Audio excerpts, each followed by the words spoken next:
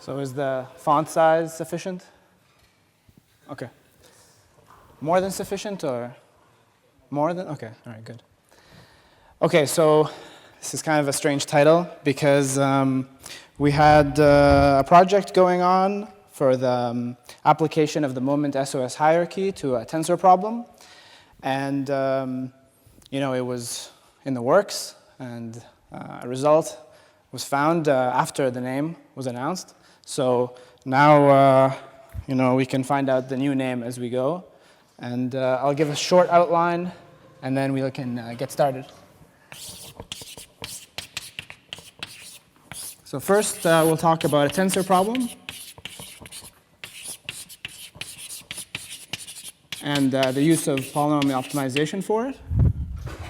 And then we'll talk about the finite convergence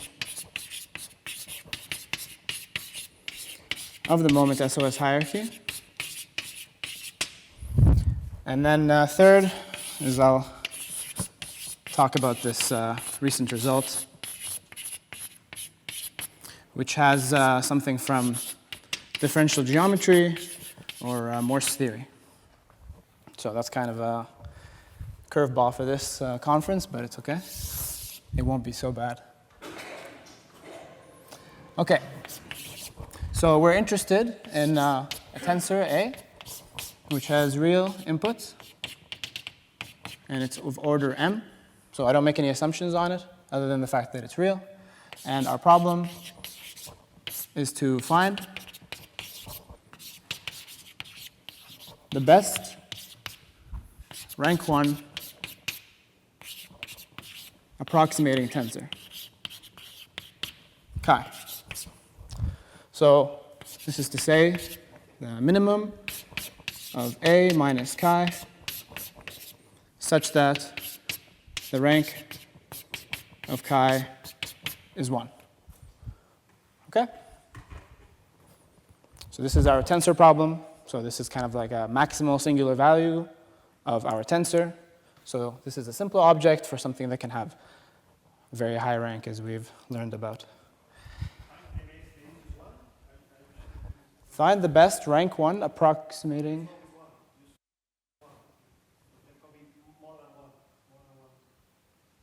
Yes? So, no, it's not unique, but okay, find one of the best. Okay. So chi can be written as the scalar times the outer product of vectors. Okay, so we've already kind of seen this a good amount. And this xi is in Rni.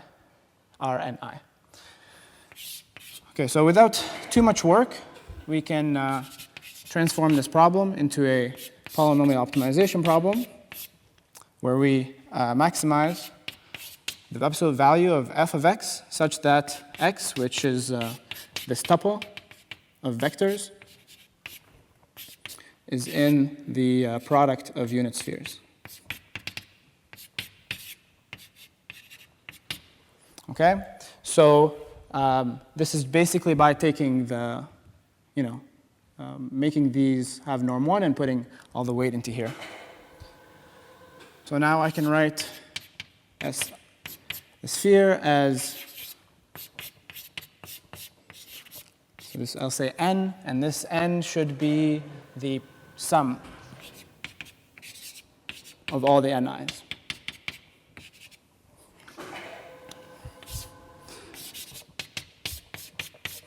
Such that this polynomial, 1 minus xi squared is equal to 0.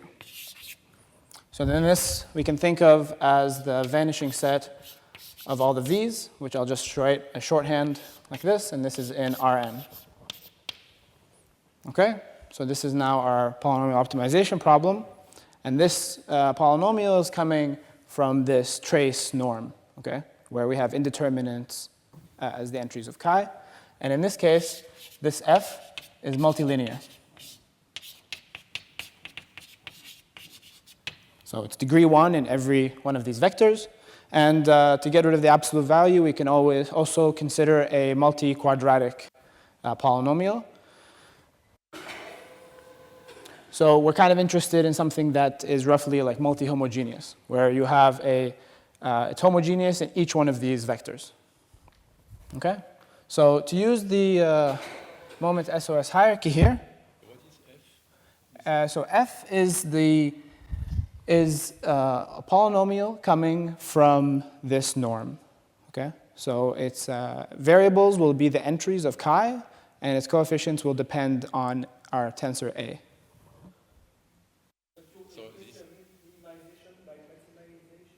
Yes, so it's not a very complicated thing, so I'll write it down.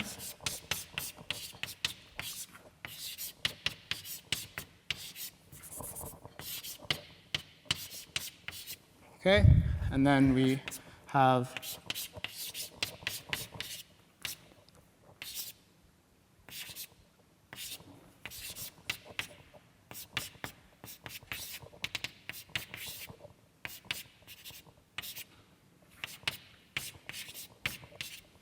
okay, so this is what we don't need this absolute value actually.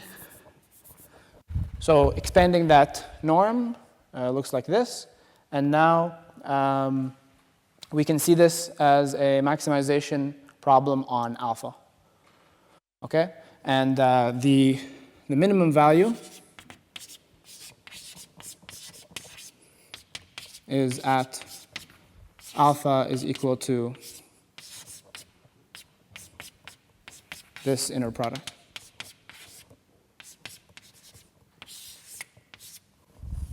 Okay? So then we make our polynomial f this.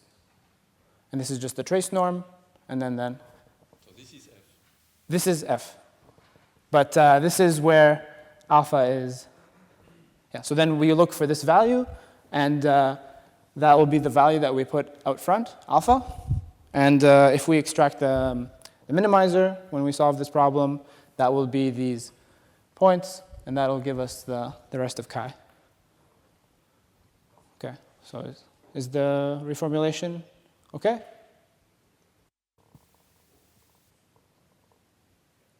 Okay. All right, so now we want to relax this problem. So we say, well, first we can reformulate it. So I should say there's this absolute value, and this makes us have to consider the problem as a positive branch and a negative branch, and we solve these two branches. And so ignoring the absolute value and just saying, like, I'm solving one of the branches. So let's say the positive one. So I say something like max lambda such that f minus lambda is greater than or equal to 0 on the variety given by the h's. Okay? And now, let's lower this thing. Okay, now we, okay,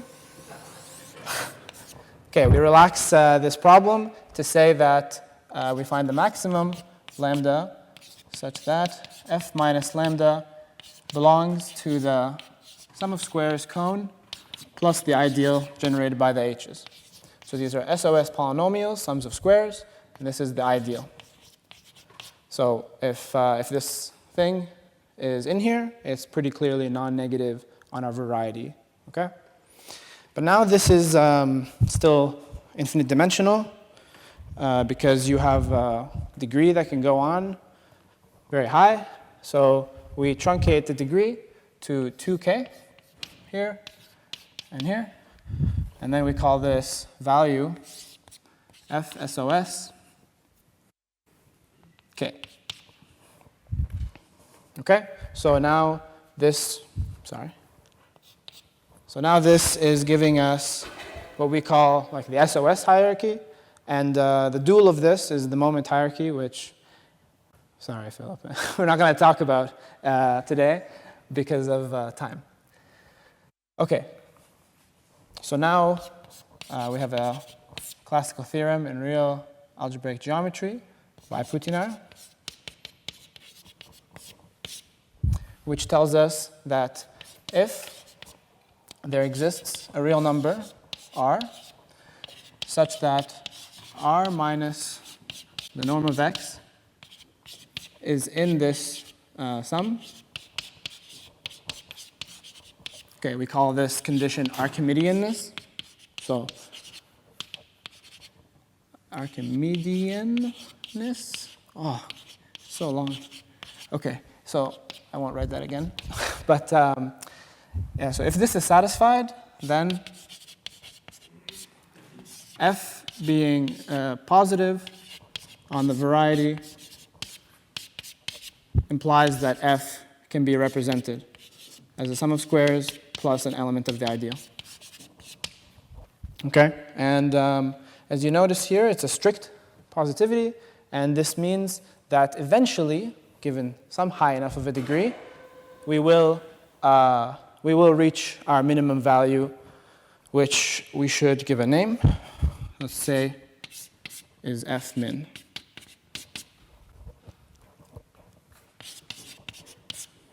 So under the Archimedean condition, we have that the limit as k goes to infinity, f SOS k goes to f minimum. Okay, this is what we call asymptotic convergence. And it's maybe not so useful in practice because we would rather, if we're solving finite dimensional things, we don't want to solve an infinite number of them. So we're interested in, I can't get that one. So if we're interested in doing this practically, we're interested in finite convergence. So that's what we talk about here in 2. So we say the moment SOS hierarchy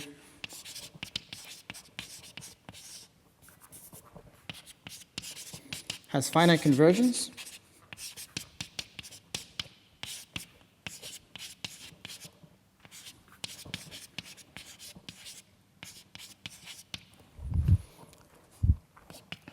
if there exists K0 such that f SOS k is equal to f min for all k greater than or equal to K0.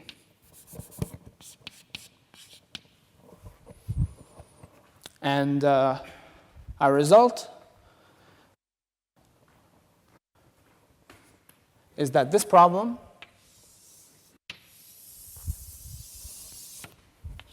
that gets the best rank 1 tensor has finite convergence. Okay? So I'll show you a little bit of the context of how we managed to show that. Okay, but first I should say that there is a theorem by Wang from, I think, 2022 or something, that says if m equals 1 in our case, so we have minimizing of a homogeneous polynomial with x being in the unit sphere, then for generic f,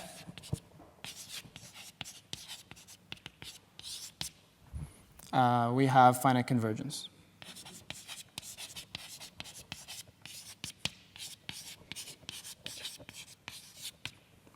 So this is actually still quite relevant to tensors because in the symmetric tensor case, it's a fact that you can approximate a symmetric tensor with a rank 1 symmetric tensor, and in that case, you just have one sphere.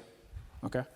So then for a generic symmetric tensor, if you maybe wiggle it a little bit, then you will have this finite convergence.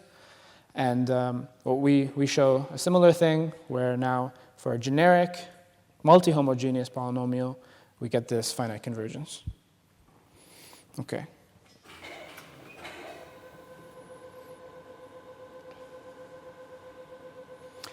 So how high does it go up?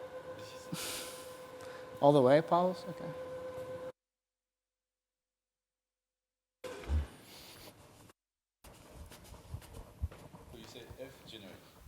yes, f generic.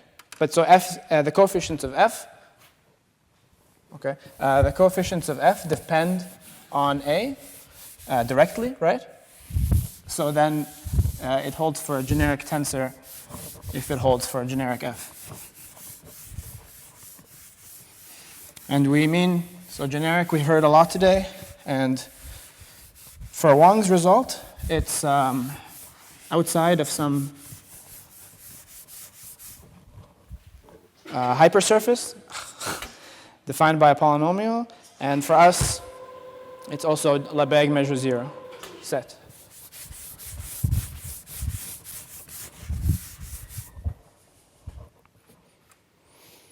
Okay, how much time?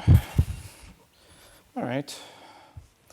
So initially I was just going to present the first half of this. Then, like I said, so we'll see how much further we can get. This also costs some time, right? Every time I go the wrong direction. Okay, so the main result that we want to use to show finite convergence is the result by Ni. And maybe for this first we just recall some basics from nonlinear optimization. So the Lagrangian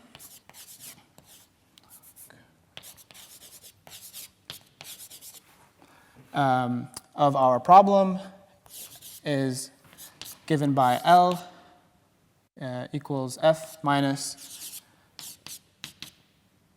lambda I hi. And hi are the polynomials giving our spheres. And we say that for a point P in our variety, the first order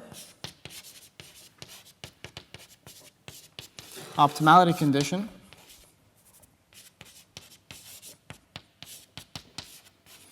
holds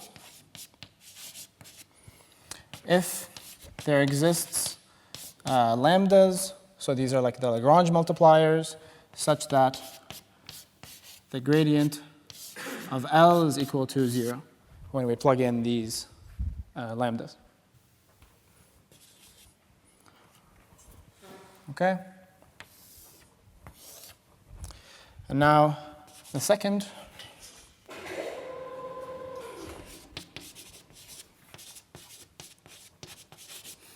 order, and maybe this is, this as like the strong or the sufficient, but for now I'll just say second order condition holds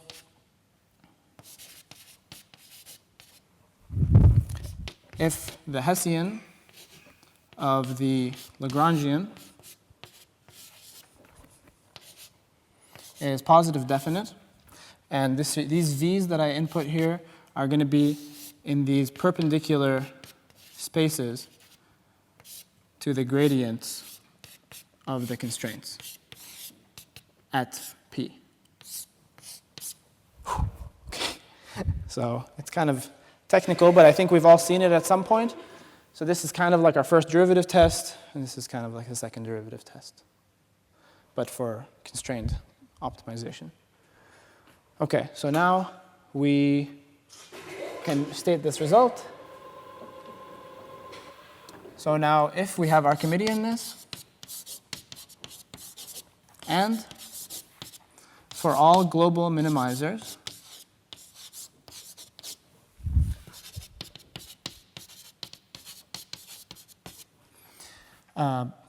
the first and second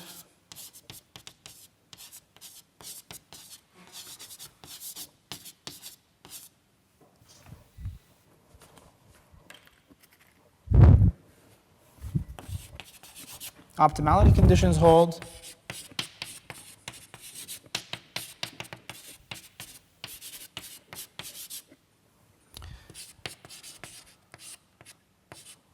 then we have finite convergence.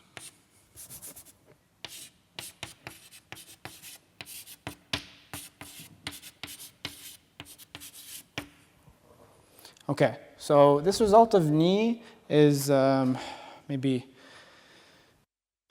difficult to see and definitely difficult to explain quickly, but it sits on top of this big result by Marshall which relies on the boundary Hessian condition. And this is a very nice result that we don't have time to talk about, but it's about taking the first and second order optimality conditions into algebraic geometric context, and then using like localizations and completions of rings of your variety, then you can talk about these kinds of Taylor expansions, but in the algebraic setting.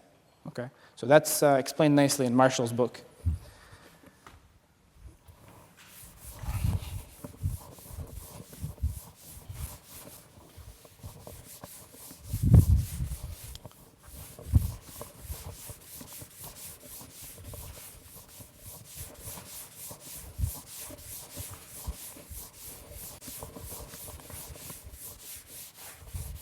Oh, it's a lot of work.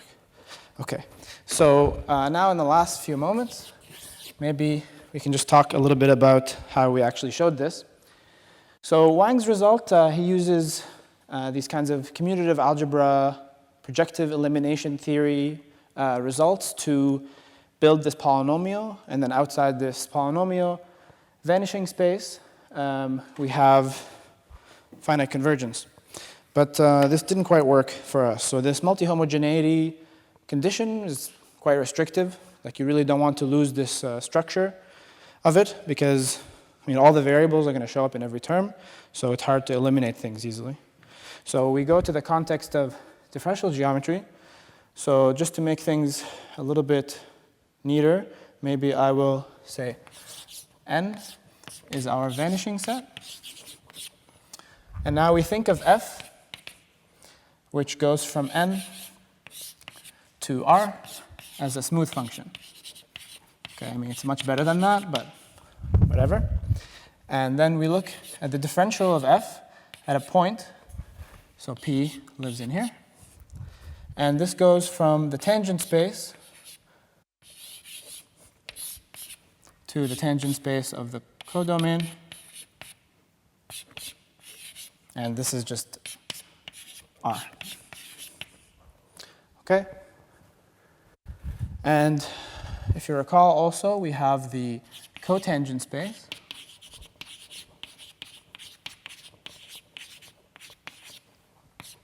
T upper star at P. And this is just linear functionals.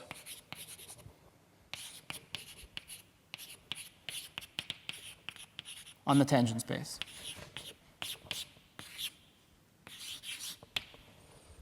And in this case, the differential of F, which normally takes a tangent vector to another tangent vector, in this case, we're just going to R. So what we're doing is we're taking a tangent vector V.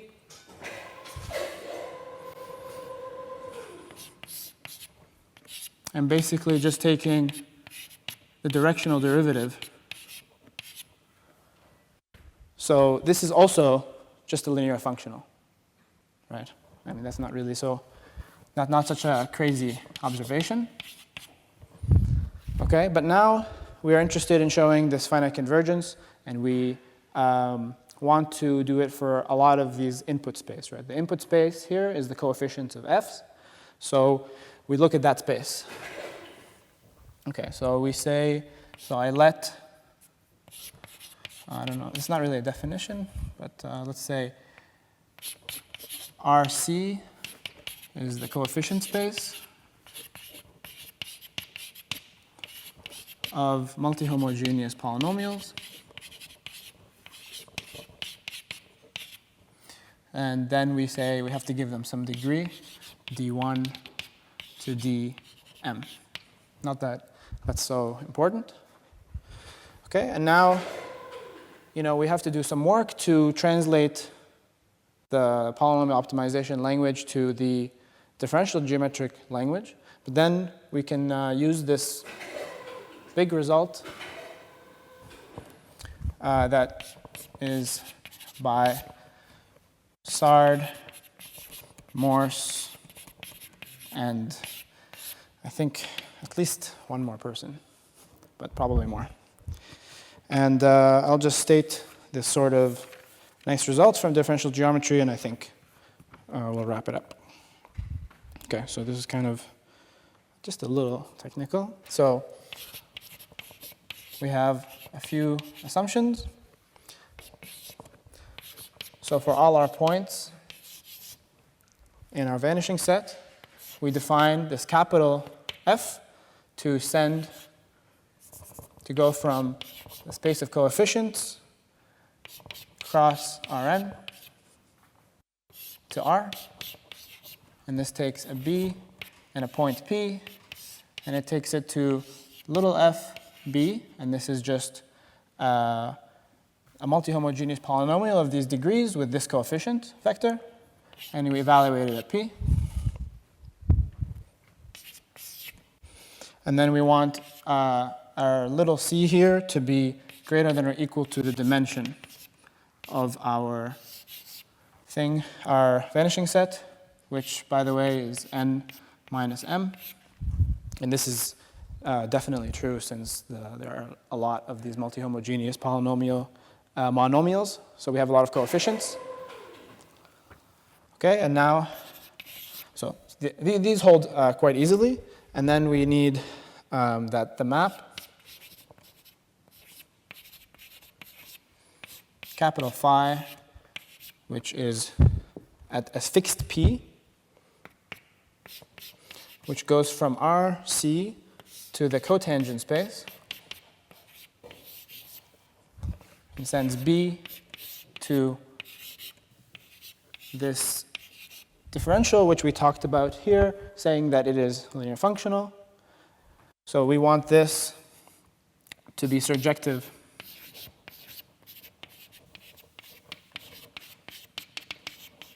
for all P. Okay, and in this case, then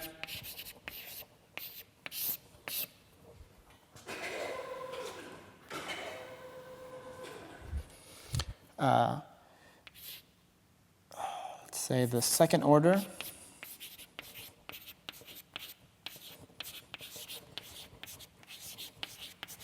optimality condition is satisfied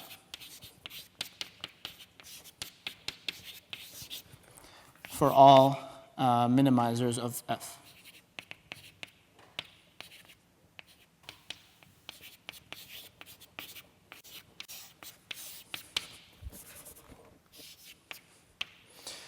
Or of FB, sorry.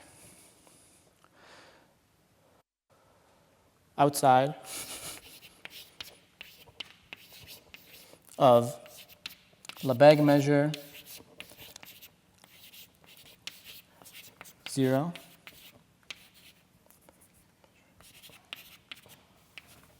subset Z of RC. Wow, okay, I'm sorry for that. So the point is that these B's can live outside of this Lebesgue measure 0 set Z, which is in the coefficient space.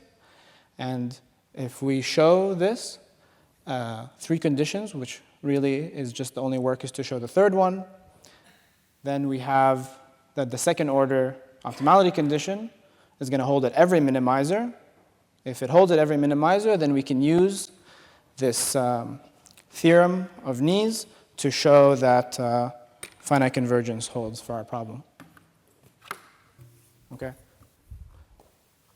Clarification on the first condition. Is there mentioned something like what is the first condition? Yes, I didn't say. So I wanted to say that this, I'm sorry. I mean, it's not a very important condition, actually, but we want to say that this F is linear in B. Yeah. So this is quite easy because when you just you add them, you just add the coefficients. So I think in our soon-to-be note, there will be some effort made to kind of move between polynomial optimization and differential geometry. So that, maybe these tools from differential geometry can be used a bit more, or maybe not, but that was sort of some of the work that we had to do. Okay, and that's it.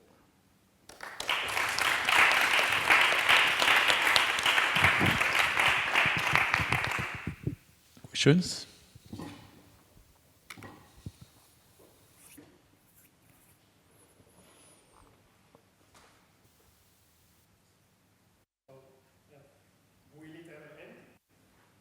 Sorry? Well, in this case, generically, yes. But you can compute.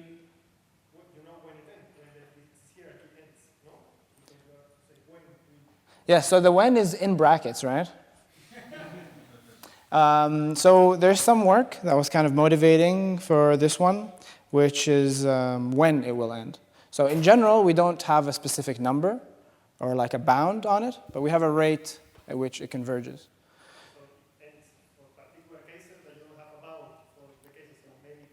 Yes, that's correct. But then this is coupled with a rate of convergence result. So Victor, who is one of the co-authors here, has a paper about the rate of convergence.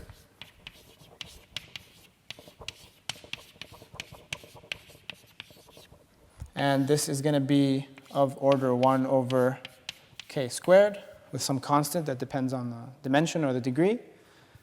So the point is to sort of have this be a promising problem to work on. Is we have a good rate of convergence plus finite convergence, and but yeah, I mean the actual specific bound we don't have. In practice, it converges at very low orders. But I think this is something a lot of people have worked on and have said no, but we don't know. But how you get a bound on the degree from the rate of convergence here? So it's So, no, a different problem. Yeah, it's a different problem, yes. No, but I mean, so the reason I didn't talk about it so much is because, well, there's time, but also it's a different problem. So here we talk about the fact that it will end, right? But then if somebody's interested in this problem, they might say something like, oh, well, the bound might be very high, but there's some, promise of it not having to go so high. Yes. Okay. Yes? Thank you. The result of Huang. Yes, exactly. Yeah. And is there a link between this proof and the proof of Huang? Can you repeat that? So this is going from the Huang did the case of one sphere, and you do the case of product of spheres. Yes. So the proof of Huang was simpler, no? Or can you comment on the link between the proofs? Yes. Okay, so for us, we use this Morse-Sard theorem to be able to use this result of Ni. And Wang also uses this result of Ni, again, the difficult part is to show that this second order condition holds, and he does it quite differently. And so they do something where they basically build some kind of matrix or some kind of this large matrix where if the rank drops, then the second order sufficiency fails, or the second order condition fails. So then this is given by some minors vanishing, and then this is projected onto the space of indeterminates for coefficients. So this uses some elimination theory, and this elimination theory was not possible in the multi-homogeneous case because you just don't have these monomials, these terms where monomials are just like this. Every monomial for us, in the multi-homogeneous case, a lot of them show up. And in this case, when you eliminate, everything goes away. So Wang's result is nice, but its proof technique is really not applicable here. Yeah. Can you have a Zariski dance set? Because here you are talking of Lebesgue, zero Lebesgue measure for the complementary. Yes. I don't know now. I think, I mean, we're gonna we will look into this. So this is, recently we used this result, and I think we still have to investigate what this Lebesgue measure zero set looks like and how well we can describe it. Yes. But the result of Huang was for generic, and generic is defined in terms of Zariski. No, or I'm mixing up. I'm sorry. So in Wang, the genericity is defined as the complement of a variety. Yeah, exactly. Yes, So yes. it's with the Zariski. Yes, yes. So for Wang, it's with Well, Zariski. here I thought it's so your result is not exactly No, no, because this okay. have So Zariski. for Wang, he does this projection, and then you get the projection of a variety. But for us here, we're relying on this classical theorem of Sard, where you have something like the regular points of a smooth function have full measure on the manifold. So in this situation, we have to kind of dig a little deeper to get a better description of that.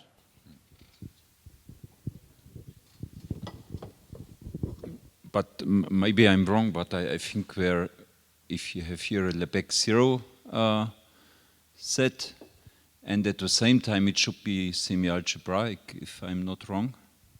That follows easily from quantifier elimination. Yes, I think this is true. Yes. When it's actually it's a Zariski closed set, and when semi-algebraic, when it's contained in a proper Zariski closed set, and so it should also be generic, I guess, because of semi-algebraic, because the exceptional set is semi-algebraic and of Lebesgue measure zero.